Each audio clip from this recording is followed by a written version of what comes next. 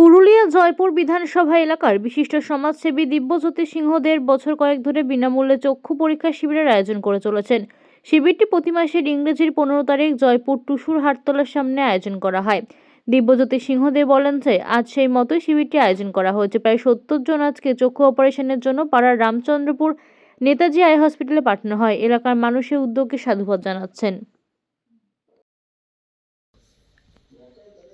নমস্কার। আজকে পুরুলিয়া জেলার জয়পুর বিধানসভার জয়পুরে প্রায় মোটামুটি 6 বছর ধরে 1 লাখেরও বেশি চক্ষু পরীক্ষা হয়েছে এবং 20,000-এর মতন চক্ষু অপারেশন হয়েছে।